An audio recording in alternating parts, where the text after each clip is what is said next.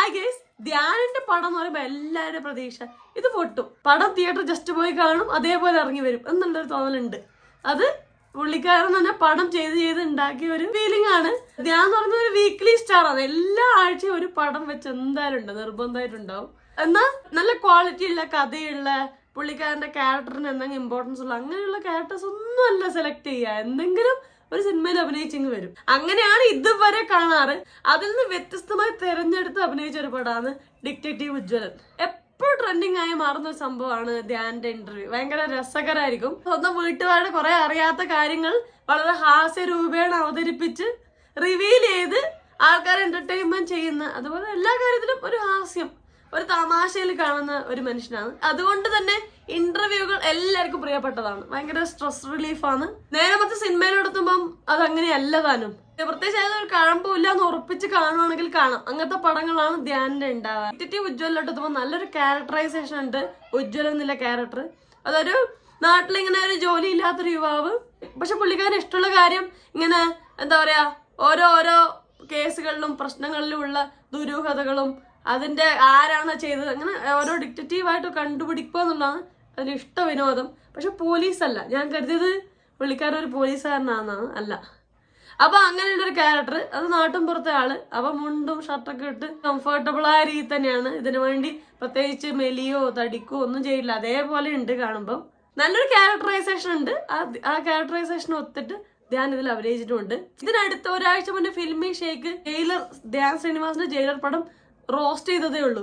അത് നമുക്ക് നോക്കി കാണും, ഒന്നുമില്ലാത്തൊരു പടം എന്ന് വെച്ചാൽ ടോട്ടലി ലോജിക്കലി ഇൻകറക്റ്റ് ആയ എന്തൊക്കെയോ കാണിക്കുന്ന ഒരു പടം. അങ്ങനത്തെ പടങ്ങൾ ചെയ്തുകൊണ്ടിരുന്ന ധ്യാൻ ഇങ്ങനെ ഒരു പടം ചെയ്തു എന്നുള്ളത് ധ്യാന്റെ ഒരു അച്ചീവ്മെന്റ് ആണ്. പടത്തിന്റെ ഒരു സ്റ്റോറി ഉണ്ട്, അത് ഒരു സ്ക്രിപ്റ്റ് ഉണ്ട്. എന്ന് വെച്ചാൽ ഇങ്ങനെ ഒരു സിനിമ ഉണ്ടാക്കി വെക്കാൻ വേണ്ടി എന്തൊക്കെയോ എഴുതി കൂട്ടിയൊരു സിനിമയല്ല. സിറ്റുവേഷൻസും കാര്യങ്ങളൊക്കെ സംഭവിക്കുന്നുണ്ട് സിനിമയില്. എന്ന് വെച്ചാൽ ഭയങ്കര ഗ്രിപ്പിംഗ് ആണ് എന്ന് ഞാൻ പറയില്ല, പക്ഷെ കാര്യങ്ങൾ നടക്കുന്നുണ്ട് സിനിമയില്.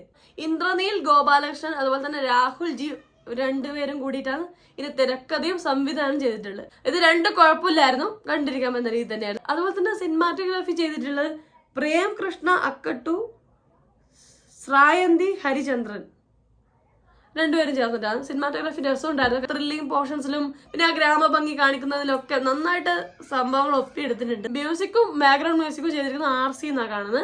അത് ബാക്ക്ഗ്രൗണ്ട് മ്യൂസിക് ഒക്കെ രസമുണ്ട്, പടത്തിന് ഒരു ഹെൽപ്ഫുൾ ആവുന്ന രീതി തന്നെയാണ്. അല്ലാതെ അവിടെ ഇവിടെയും മ്യൂസിക് വെച്ച് കിടക്കുന്ന അങ്ങനെയല്ല. ചില സീനുകളുണ്ട് സെക്കൻഡ് ഹാഫിൽ ക്ലൈമാക്സിന് അടുത്തൊക്കെയുള്ള ചില വില്ലന്മാരെ കാണിക്കുന്ന ചില സീനുകളിലും അങ്ങനെ സ്ഥലത്തെല്ലാം ഒരു ഞെട്ടലുണ്ടാക്കാൻ മ്യൂസിക്കിനും അതുപോലെ തന്നെ നല്ല ഷോട്ടുകൾ വെച്ച് സിനിമാറ്റോഗ്രാഫിക്കും സാധിച്ചിട്ടുണ്ട്. ധ്യാനിന്റെ ഇപ്പോൾ പ്രധാന കഥാപാത്രമായിട്ട് എത്തുന്ന ഒരാളാണ് സിജു വിൽസൺ. കുറെ നാളിന് ശേഷമാണ് പുള്ളിക്കാരൻ സിനിമയിൽ കാണുന്നത്. നല്ല ഫിസിക്കും കാര്യങ്ങളൊക്കെ ആ ഒരു ക്യാരക്ടറിന് വേണ്ട ലുക്ക് തന്നെ പുള്ളിക്കാരൻ പിടിച്ചിട്ടുണ്ട്.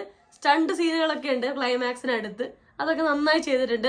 ഇത് നല്ല വൃത്തി റിയലിസ്റ്റിക് ആവുന്ന രീതിയിൽ തന്നെ സിനിമ എടുത്തത്. എന്നുവെച്ചാൽ ധ്യാനിനെ കൊണ്ട് സ്റ്റണ്ട് ചെയ്യിപ്പിക്കുകയും ചെയ്തിട്ടില്ല. കാരണം ആ ഒരു അപ്പിയറൻസ് വെച്ചാൽ ചെയ്യാൻ പറ്റില്ല എന്ന് നമുക്ക് എല്ലാവർക്കും അറിയാം. പക്ഷെ സിജു വിൽസന്റെ ആ ഒരു ലുക്കും ആ റോളും എല്ലാം കൊണ്ടാ ചെയ്യാം. നന്നായിട്ട് സ്റ്റണ്ട് സീനുകളെല്ലാം സിജു വിൽസൺ ചെയ്തിട്ടുണ്ട്. കോട്ടയം നസീർ ഉണ്ട് ധ്യാന്റെ അച്ഛനായിട്ട്. സീമാജി നായരാണ് അമ്മ.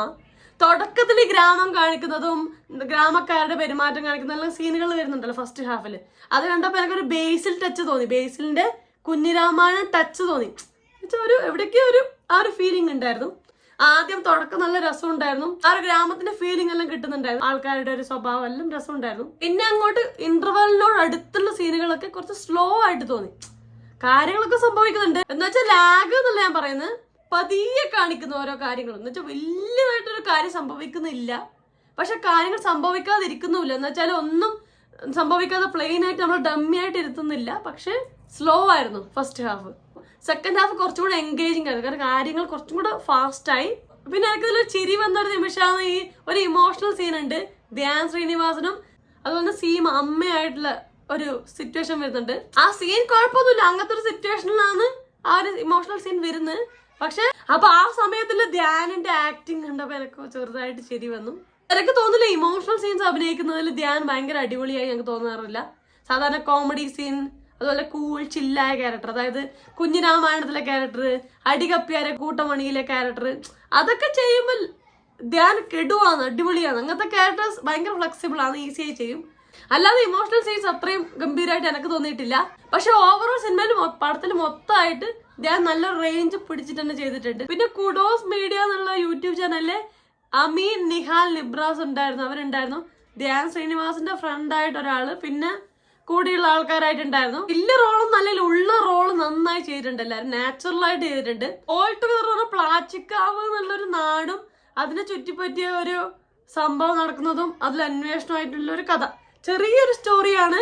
ഭയങ്കര ട്വിസ്റ്റ് ആൻഡ് ടേൺസ് ഒന്നും ഉണ്ട് ഞാൻ പറയില്ല. ട്വിസ്റ്റ് ഉണ്ടാക്കാൻ അവർ നോക്കിയിരുന്നു. സെക്കൻഡ് ഹാഫിന് വില്ലൻ റിവീൽ ആവുമ്പോ പെട്ടെന്ന് വില്ലൻ റിവീൽ ആയിപ്പോയോ എന്നുള്ളൊരു സംശയം അവർക്ക് തന്നെ തോന്നിയിട്ടാന്ന് പറഞ്ഞില്ല. അവിടെ ഒരു ട്വിസ്റ്റ് ഉണ്ടാക്കിയിരുന്നു. അതൊരു ട്വിസ്റ്റ് ആയിട്ടൊന്നും എനിക്ക് തോന്നുന്നില്ല. അതാണ് ഭയങ്കര ത്രില്ലിംഗ് ആയ പടം ഒന്നല്ല. പക്ഷെ ചെറിയ പടം നീറ്റായി ചെയ്തിട്ടുണ്ട്. ഉള്ള കാര്യം ലോ ബഡ്ജറ്റ് പടമാണ്, നമുക്ക് കണ്ടാൽ മനസ്സിലാവും ലോ ബഡ്ജറ്റ് പടമാണ്. പക്ഷെ നല്ല സ്റ്റോറി ഉണ്ട്. അപ്പൊ കണ്ടിരുന്ന ഒട്ടും ബോറടിപ്പിക്കുകയും ചെയ്യില്ല. അതിനകത്ത് നല്ല കോമഡികളൊക്കെ ഉണ്ട്. അയ്യോ, ഞാൻ റോണി ഡേവിസിനെ മിസ്സായി പോയി കേട്ടാ.